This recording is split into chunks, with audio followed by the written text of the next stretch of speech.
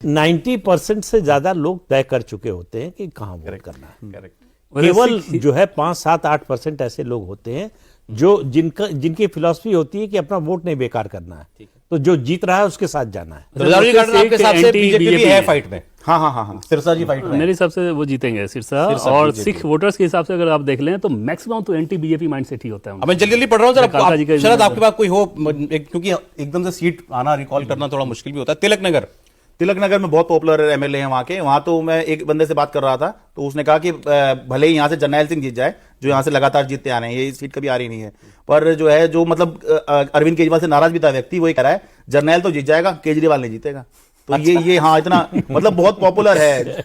मोदी तो उससे बैर नहीं, और क्या सर क्या था वसुंधरा एक बार मैं गया था हरियाणा के एमएलए का टिकट काट दिया था, तो मैं वहां गया था बात करने के, तो वहां पर वो बंदा जो है वो कह रहा था कि इसने काम नहीं किया, लेकिन जो तिलक वाला मुंडा है वो बड़ा सोना मुंडा जी, बहुत काम करता है वो। अरे मुझे जरा लास्ट 3-4 मिनट जब बचे तो बताइएगा, मैं जल्दी सीटें पढ़ रहा हूँ। हाँ, दिल्ली कैंट या इसमें आम आदमी पार्टी को एज है, पहले भी आम आददमी पार्टी जीतती रही है। आप ही आगे चल रही थी इसमें। नई दिल्ली की हम लोग बात कर चुके, जंगपुरा की बात कर चुके।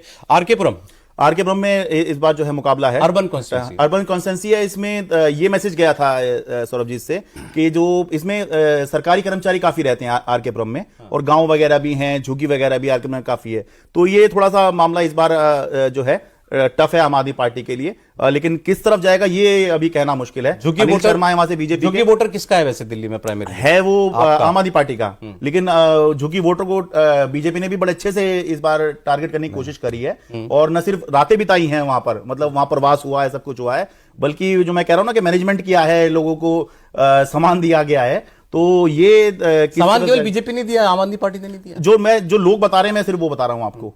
मैं लोगों से पूछा कि किसने दिया है, तो सब बता रहे हैं, जैसे मैं नई दिल्ली में गया तो बता रहे हैं परवेश भैया ने दिया है, परवेश ने दिया है, बीजेपी वालों ने दिया है। अच्छा।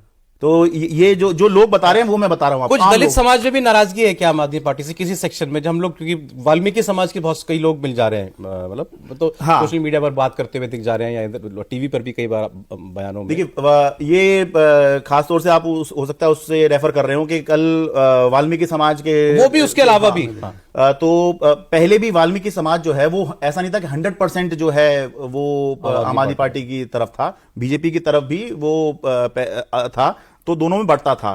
तो लेकिन ये जरूर है क्योंकि अब 10 साल हो गए हैं, तो इसलिए जो दिखाई दे रहा है कि भाई यहाँ पे थोड़ी नाराजगी है, तो वो सेक्शंस में नाराजगी हो सकती है, उसको मना नहीं कर सकते। दलित वोटर, इसमें दो चीजें है, आरके पुरम, दिल्ली कैंट, ये दोनों सीट बीजेपी की एकदम ए ग्रेड वाली जो सीटें हैं ना, उसके अंतर्गत इस बार के चुनाव में रख सकते हैं। हालांकि दिल्ली कैंट पिछली बार हारी थी, लेकिन वो कैंडिडेट मुश्किल से 18 दिन पहले भेजा गया था मनीष सिंह को, इस बार उसको बदला गया है, कंवर सिंह तौर दिया गया।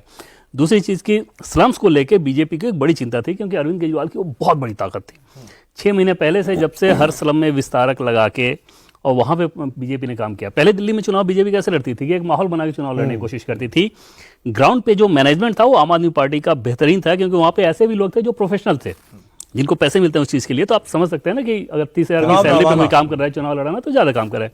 इस बार बीजेपी ने उस रणनीति में बदलाव किया, और बीजेपी भी उसी तरह से प्रोफेशनली सिर्फ हवा बनाने को लेकर नहीं, ग्राउंड पे काम करने को लेकर। इसका स्लम में फ़ायदा सौरभ ये हुआ कि 6-6 महीने पहले से अगर आप मैन टू मैन संपर्क कर रहे हैं, उनसे लगातार बातचीत कर रहे हैं, तो ऐसा नहीं है कि वो सारे स्लम्स अब इधर झुक गए हैं, लेकिन उसमें इरोजन है, और वो इरोजन ज़बरदस्त है, और वो अरविंद केजरीवाल के लिए मुसीबत वाली बात है। 18% है दिल्ली में, वो आम आदमी पार्टी की तरफ ज्यादा झुका हुआ है। हाँ, इसमें एक चीज आप इसमें ऐड कर दूं, आप ये कैलाश गहलोत पूछ रहे थे। हाँ। कैलाश गहलोत अपनी नजफगढ़ की सीट छोड़कर बिजवासन पे आए हैं। हाँ, बिजवासन, ठीक है। तो बड़ा इंटरेस्टिंग वहां पर ये है कि जहां से वो चुनाव लड़ रहे हैं वहां पर सभी कैंडिडेट जो आम आदमी पार्टी के ही हैं। हाँ, आपको लगेगा ये कैसे है, तो ऐसे है कि आम आदमी पार्टी ने बिजवासन सीट पर सुरेंद्र भारद्वाज को टिकट दिया है, तो ये तो आम आदमी पार्टी का कैंडिडेट है ही। जो बीजेपी का कैंडिडेट है कैलाश गहलोत, ये भी आम आदमी पार्टी के ही विधायक हैं। जो कांग्रेस का कैंडिडेट है कर्नल देवेंद्र सहरावत, ये भी आम आदमी पार्टी के विधायक रहे हैं। तो इनकी सबकी पहचान आम आदमी पार्टी से ही है। ठीक बात है। ओके, तो हमने दलित वोट की बात कर ली, झुग्गी झोपड़ी वोटर की बात कर ली, ये अरविंद केजरीवाल का कोर वोट था, कुछ इरोजन जो है इसमें होगा। दलित वोट आप कह रहे हैं कि अभी भी आम आदमी पार्टी की तरफ जो है वो झुका हुआ है। सर, अब चूंकि समय कम है तो मैं प्रोमिनेंट सेक्शंस की बात आपसे पूछना चाहता हूं।